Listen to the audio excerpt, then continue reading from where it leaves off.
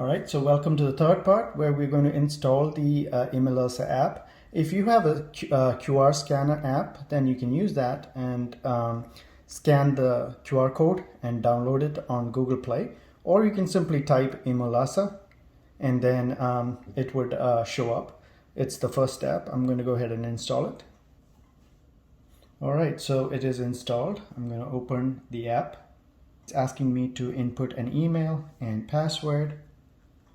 So I'm going to go ahead and set that up.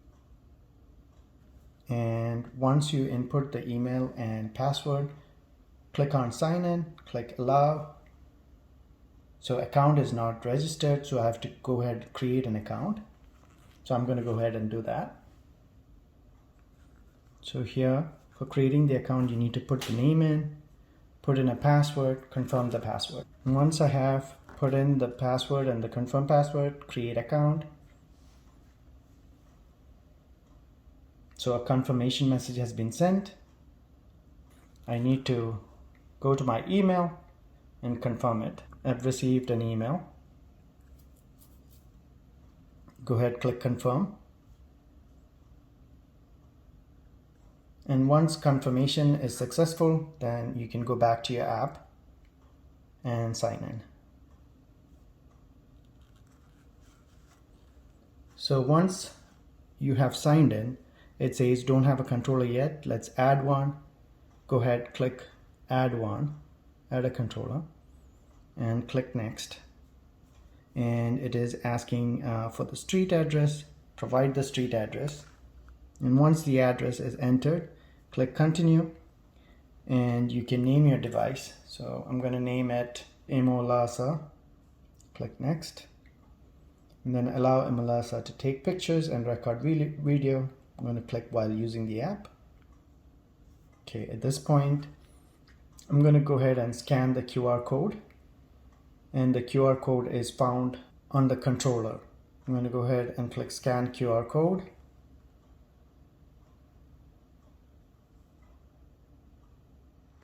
So coming to the controller, the QR code is on the inside of the controller. So let me remove the cover, and then on the top right you can find the QR code. So I'm going to go ahead and scan the QR code.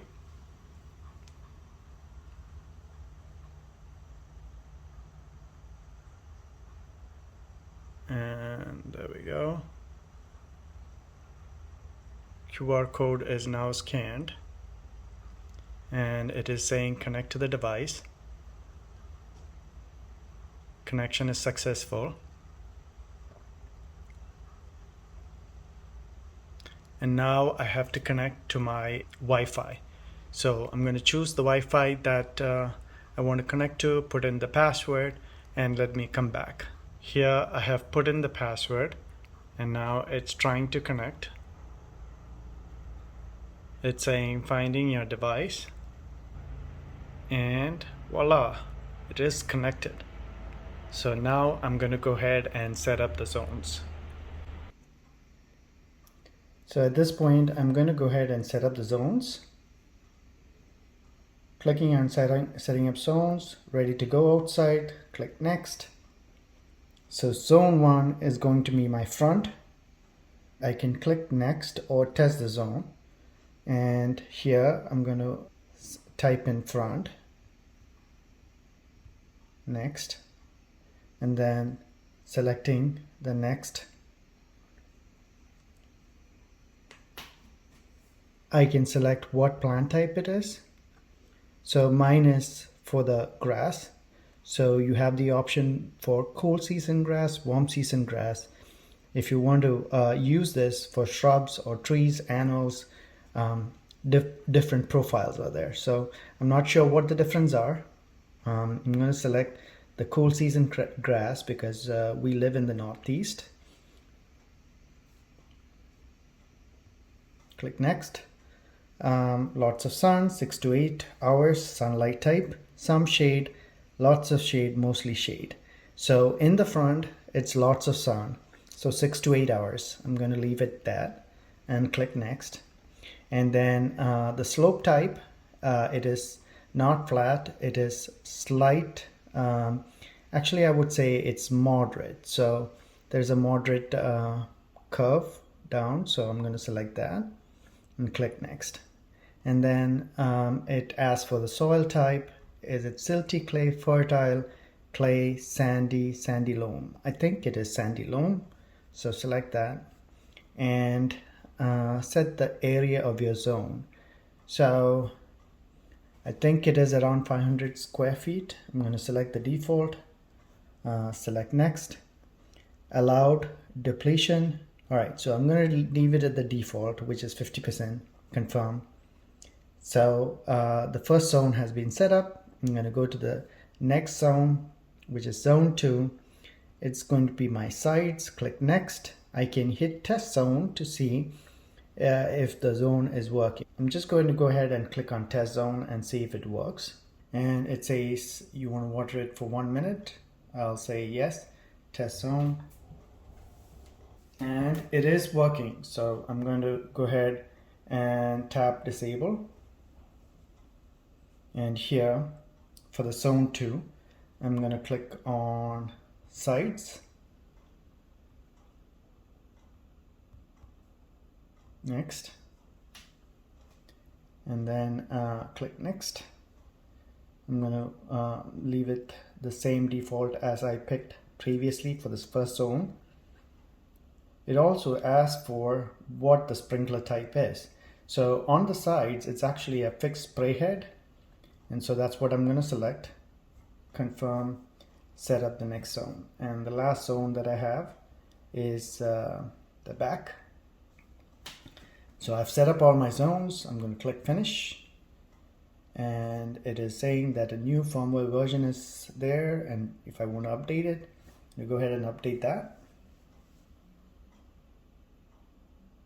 So one thing I would like to say while the app is being updated, Orbit Beehive did not have all of these options like what we were asked to pick when we were doing different zones.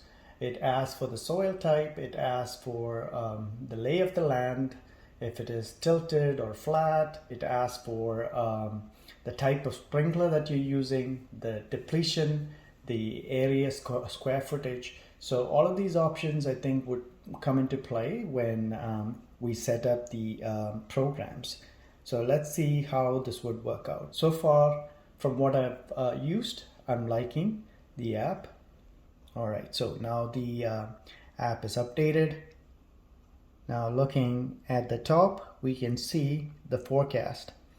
And right now it's rainy and it's going to rain tomorrow, Thursday, Friday, there is some shade, and sunny Saturday, it's going to be really sunny. And then coming down, it shows me the last run, next run, water usage. And then it tells me if the control is online. And then I can see the water usage by month and by day. And this water usage is what we did when we were doing testing the zones. So there's a slight water that was used for testing purpose. And then in schedules, you can set up schedules for the different days. So here I'm going to go ahead and say add schedule, click next, and then I don't have zone 4, I have the front, sides and back, click next, and then you can go ahead and select specific days or odd days, even days, daily interval, hourly interval, and any days. Here we have to go by odd days, so I'm going to go ahead and select that.